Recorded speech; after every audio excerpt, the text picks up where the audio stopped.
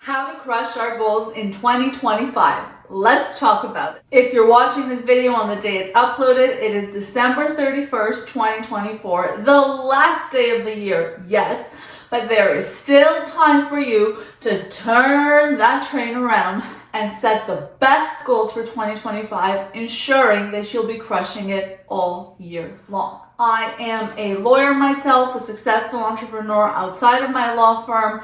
I lead a very fulfilling and busy family life. So I would say this video is coming from somebody that, knock on wood, has genuinely crushed every goal she's ever set out for herself thus far. Because of course, we set new goals all the time to challenge ourselves, keep ourselves going, and give ourselves purpose. This is, I thought, the most timely video I could put out in the new year. Of course, this is a channel where we talk about everything luxury. So how do goals tie into that? Wouldn't one of your goals be to have the most luxurious, abundant, beautiful, amazing life possible? It should, but there's a little more to it than that. So let's talk about it. Today's video, of course, like I said, was inspired by the time of year. Literally everybody's doing up their New Year's resolutions. I myself always prepare my resolutions at end of year. Like there's no way I'm waking up on the 1st not knowing what I'm supposed to be doing in 2025. And that's how I feel when I don't have resolutions. So let's dive into it. Let's talk about how you can set the most effective goals. And I'll give you some real examples as somebody that not only have I, met and surpassed all of my personal goals, but as somebody that helps a lot of other people. I like to give back a lot in my free time, and one of the ways I do that is I help individuals get it together in whatever way that looks like for them. So talking about goals, I'll get the big secret out of the way at the beginning, and then we'll talk about examples, okay? 2 examples that I'm going to give as to what really this looks like in personal life. So the key to setting the best goals for yourself, I guess there's 2 keys. The 2 keys to setting the best goals for yourself are as follows. Are you ready? There's no 45-minute intro, okay? The first key, of course, is to be authentic and accountable and honest with yourself. And the second key is to have your goals be as specific as possible. When it comes to goals, we're not looking for like 2 big life goals. It is okay to have 50 freaking goals for the year. That's okay. And why is that okay? Because the devil is in the details. The likelihood of you achieving those goals increases substantially the more specific you are with them, okay? And the accountability bit, the tip number 1, comes into play, if you haven't learned how to walk yet, well, maybe your goal is not to beat Usain Bolt in 2025, right? So the goals have to be honest and accurate with you as to where you really are. If you're somebody that totally struggles with self-motivation, and that's okay, we've all been there. But if you're somebody that totally struggles with that, then maybe your goal is not to, outsell Bezos this year, right? So maybe a better goal is focused around increasing and maintaining levels of motivation. And again, how do we do that? Well, let's talk about it, because between the 2 tips, the authenticity bit, hurts a little bit to look at yourself sometimes in ways you might not want to, but it is the specifics of the goal that really make or break it. And again, let's talk about it. First of all, big picture, there is an abundance of science out there, not frou-frou crystal rubbing energy, although I like seeing that stuff from time to time, but there's an abundance of research in the fact that those that write goals down to begin with are already so much more successful, so much more likely to achieve those goals than those that don't write them down.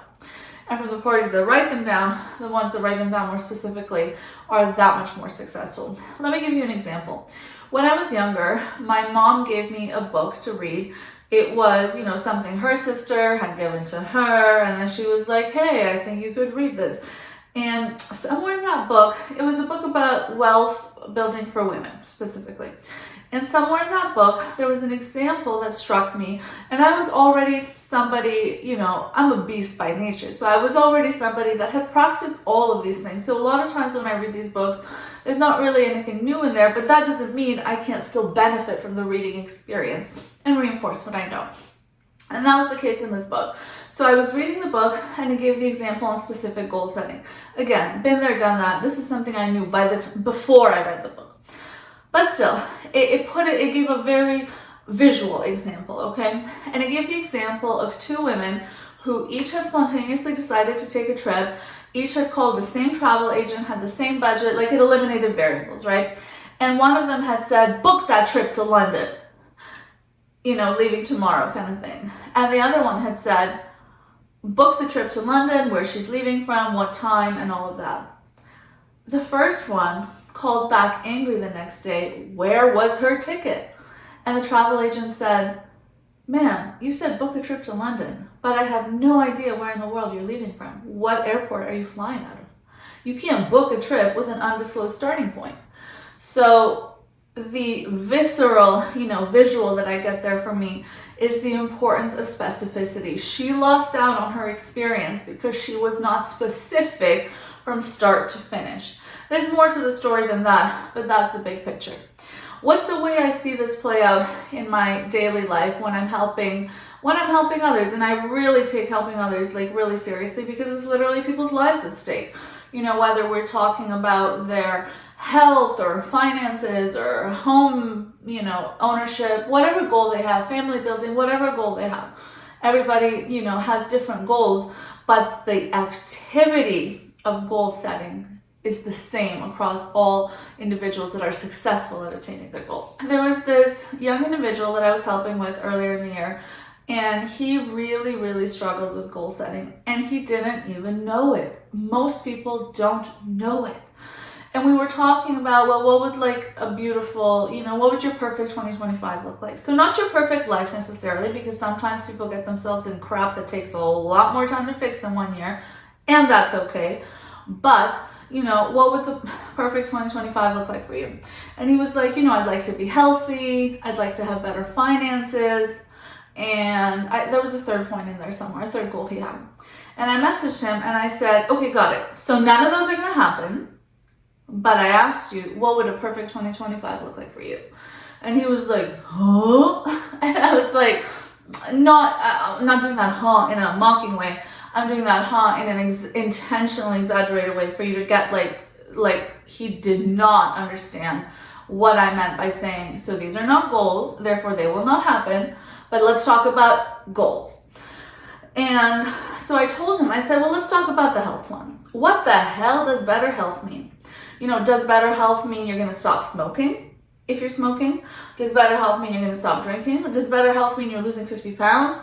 Does better health mean, you're going to stay the same weight but put different foods into your body, therefore your blood tests are showing up better? Does better health mean, you're gaining weight but it's muscle weight because you're going to the gym for the first time in your life?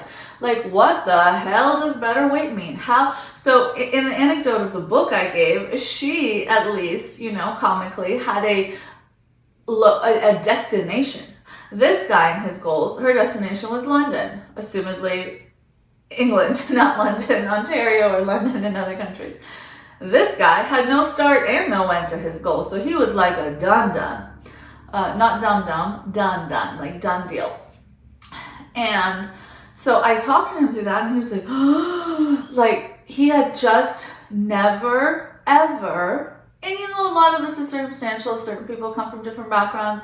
You can imagine if you're trying to make ends meet, if you're constantly worried about where your next meal is coming from, you might not be surrounded by the kind of people that are talking about the best, goals and abundance and all that.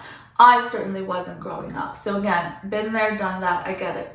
But I asked him, I said, well, again, so tip one was to be accountable, right? To have that accountability in there, because the accountability gives you the starting point, right? So you are, 215 pounds right now in the health example. He was more than that, but I'm just picking a random number. You're 215 pounds right now in the health example. You're smoking, your blood tests are not that great. So what does health look like? Does health look like, 215 pounds? And also, even within the results, so if health for him looked like losing 15 pounds, okay. But are we talking about losing 15 pounds in the first 3 months of the year? Or are we talking about losing 15 pounds in 12 months across 2025?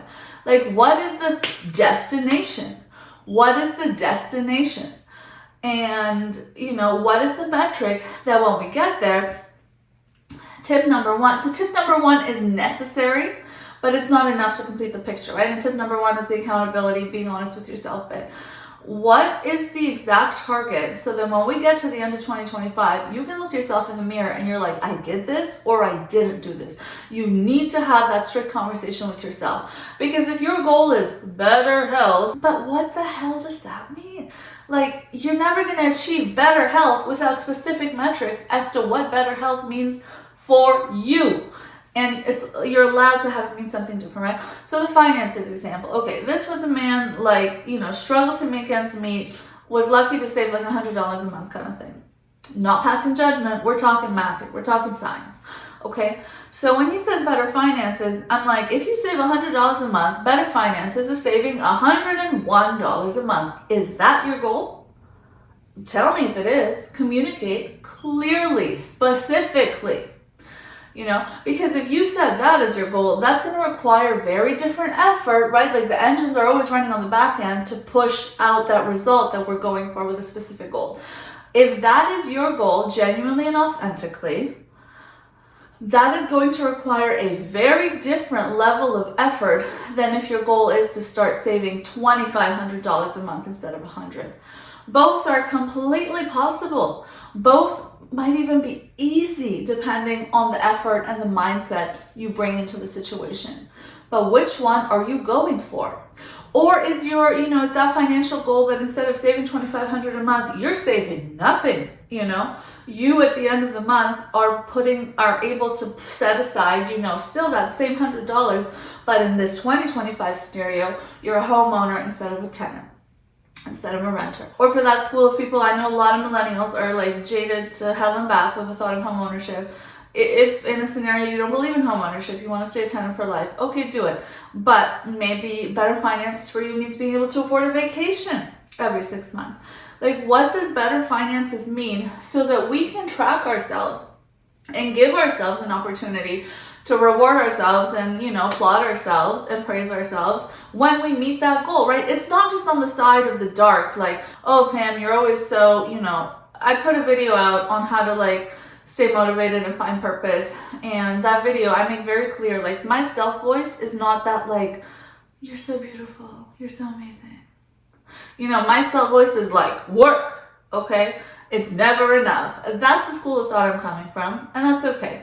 So I get that, but at the same time, I do acknowledge, so I acknowledge that bias or disclaimer, but at the same time, I acknowledge, so one of the points of being specific is not just to be hard on ourselves and be like, your goal was to lose 55 pounds, you lost 53, you're crap. No, it's also let's say your goal is 55 and you lose 60 pounds.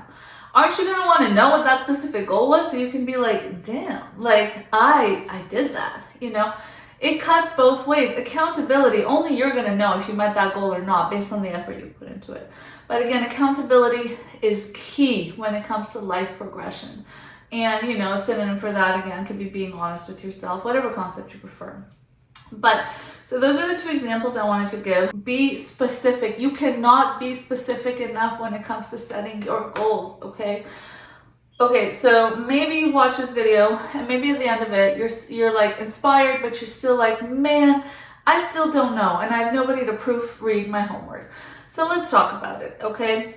Let me give you, an example so that you can use to translate into your goal setting that you're going to do by the end of tonight, the end of 2024. So let's say your goal is to do better financially, okay? And let's say right now you're living paycheck to paycheck. So I would have that goal read in a way that says, if you have debt, for example, assuming the debt is not in the hundreds of thousands, it's in the tens of thousands, I would make it so that by December of 2025, you have paid off all debt and you have a $2,500 emergency fund, okay? How do we get there? Now, that is going to offshoot into a lot of different opportunities for you. You can get there by taking on a second job. You can get there by taking on a higher paying job. It just depends. Getting a second job of exactly the same skill level you have right now might be easier huntings for you because you already have those skills. You don't need to, invest into education. You don't need to pay out anymore. You just get the second job. However, if you invest a little bit in education, your debt might go up a little bit, but then once that income comes in, the debt starts to melt faster. And also, you still have all the same hours of freedom in the day. You're not giving away another 8 hours a day to another employer. So there's a lot of ways. And of course, there's the freelance world, there's the self-employment, there's the business ownership world. There's all these other ways that you could work on melting that debt. But you need to be specific so that that goal in its specificity drives your actions. You know, when you go somewhere, when you go shopping, do you really need that sweater? Do you really freaking need a red sweater for Valentine's? Wear any sweater you have. You know, do you really need to book a vacation this year specifically? You know, like I've been there, done that. I've gone half a decade without an international trip sometimes. Like life goes on, okay? You have to be serious about meeting your goal at all, you know, at all terms, and what that goal is, because that is where the beauty lies. That is where the human animal evolves, and we grow and we grow and we grow and we grow. And you understand that the long-term vision here is once you're going to melt your debt, then for 2026, you know, your goal might be that your savings account of $2,500 that you started becomes a, you know, $15,000 emergency fund, and then you have another $15,000 fund on top of that for a down payment on a home. Which, if you're watching in the US, that could be as low as a 3.5% down payment. You could get something quasi nice in a lot of jurisdictions with a $15,000 down payment in the US. So be really specific in your goals. You have one life to live. You deserve the benefits that come on the other side of setting really specific goals. Feel free to ask any questions down below. I am a clear testament to the fact that it works. And don't think when I say that, I'm like, I did it. No, I am not 1% of what I want to be. For all that I am not 1% of where I want to be. But I've only gotten this far based on, you know, in large part, this very strategy I shared with you today. If you don't have a specific goal, and I'm trying to like, put this in there like 50 different ways. If you don't have a specific goal and you're trying to be healthy in 2025, you can still be healthy while eating French fries every other day. If you have a specific goal, you're going to put the fries down, okay? You're going to be a lot more strict with yourself. But on the other side of strictness is what? Is discipline. And I can't think of any negative consequence that comes from being disciplined as pertains to a safe, healthy goal, right? Obviously, as pertains to a safe and healthy goal. Thank you so much for watching. Thank you for helping this channel grow this year. I also have my law firm channel, Graphene Business Law, and that's naturally something that's always catered to like a smaller crowd. It's jurisdiction specific, it's subject area specific. You know, there's a lot more filters that apply to that, but it's still been an amazing surprise to see how much faster this channel has grown. And I'm so thankful to each and every single one of you. Give this video a big thumbs up, click subscribe. Let's keep growing together. Let me know if you want more of this content, or if you want more of the like just straight up like here's a luxury hotel type of content, or if you want to know some of what goes behind the scenes, what goes on behind the scenes to make those things come true, including, you know, motivation, self-discipline, setting goals, things like that. Thank you so much. Time is the most valuable resource on earth, and I cannot thank you enough for the seconds, let alone minutes, you spend watching my videos. Thank you. And may you have the best, healthiest, safest 2025. And it's on you to fill in the specifics of those 3 goals. Thank you for watching.